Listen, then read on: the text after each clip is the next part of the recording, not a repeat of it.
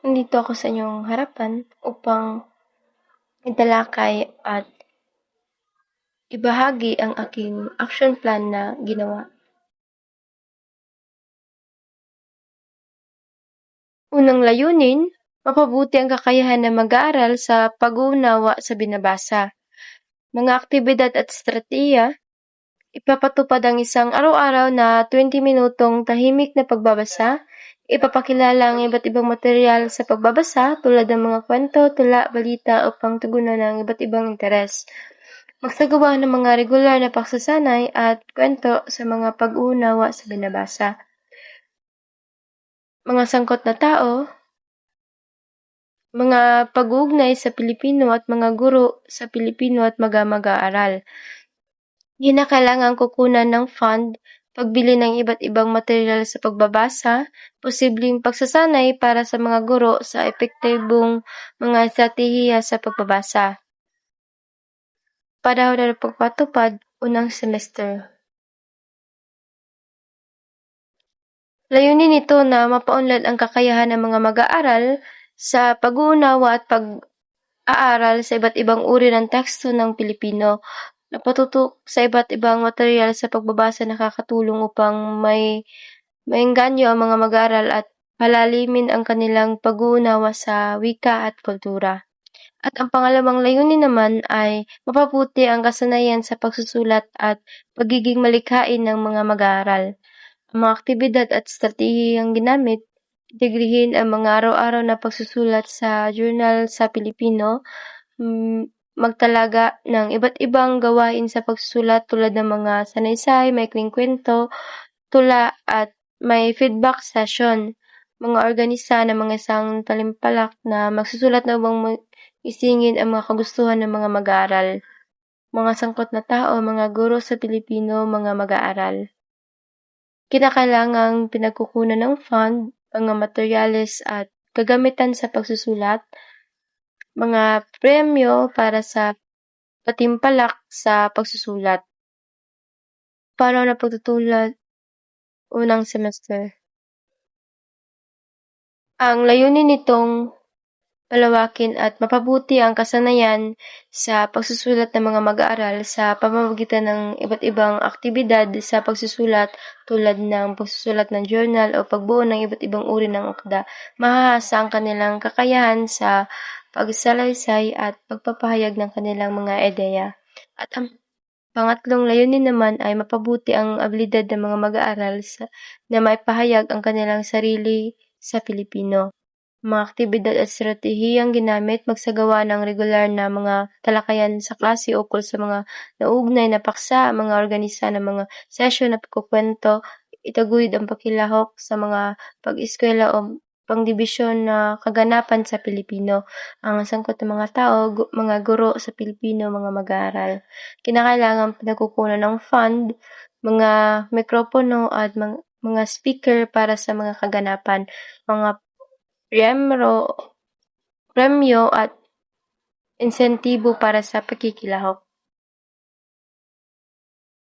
Layunin nito na mapalalim ang abilidad ng mga mag-aaral na makipagtalastasan at makipahayag ang kanilang mga saloobin o ideya sa Pilipino. Ang mga aktibidad tulad ng talakayan at pagkukwento ay nakakatulong sa kanila sa maging competent at kawili-wili sa kanilang kapagtalastasan.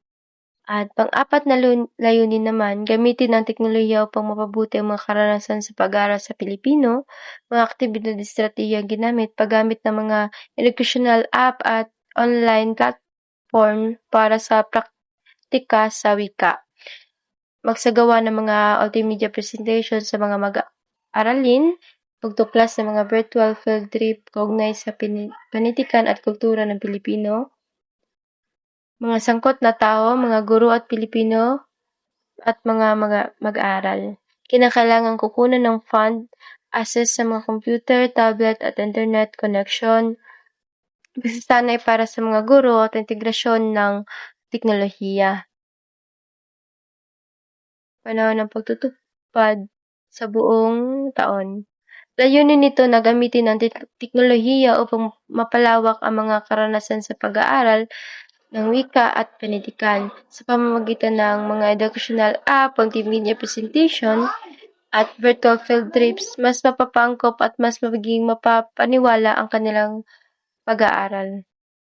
At panglimang layunin, palalimin ang mga pamamahalagang mga pag-aaral na aktang pampanitikan tulad ng kultural na yaman ng Pilipino, mga aktibidad at stratehiyang ginamit, pag-aaral at pagsusuri sa mga akdang pampanitikan ng Pilipino.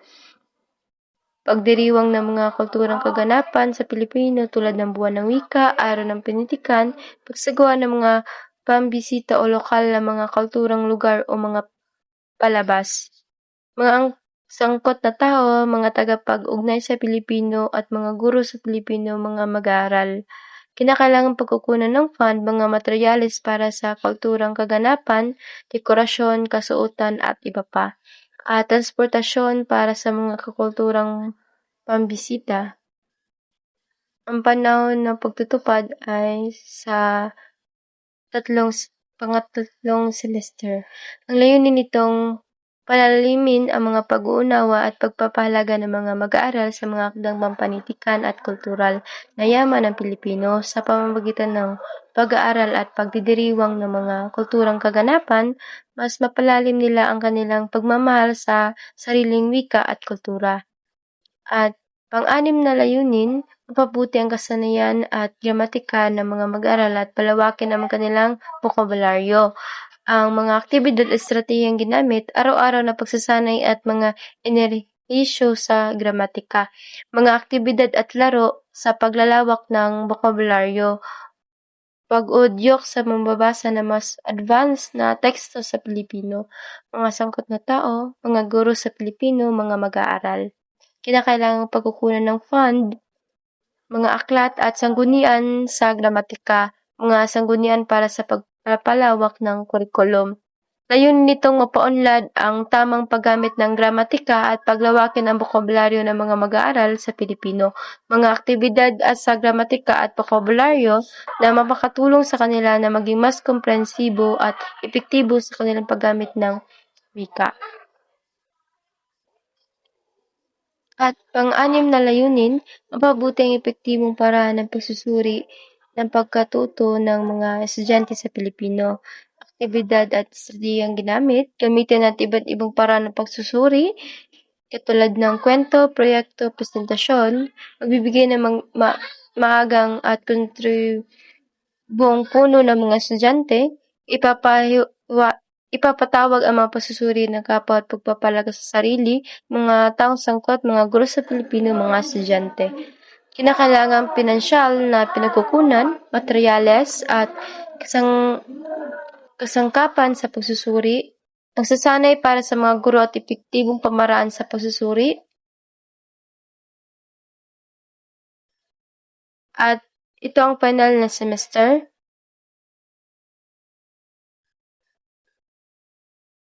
At pangpitong layunin, mapabuti ang paraan ng pagsusuri. Ang layuning ito ay mapabuti ang mga paraan ng pagsusuri sa pagkatuto ng mga estudyante sa Pilipino. Ito ay mahalaga upang masiguro na ang mga pamaraan sa pagsusuri ay epektibo at makakatulong sa pag-unlad ng mga estudyante. Sa pamamagitan ng mga layuning ito, ang mga mag-aaral ay nagkakaroon ng mas malalim na pag-unawa at pagpapahalaga sa wika at panitikan ng Pilipino na naging pundasyon nila sa kanilang pag-uunlad bilang individual at membro ng lipunan.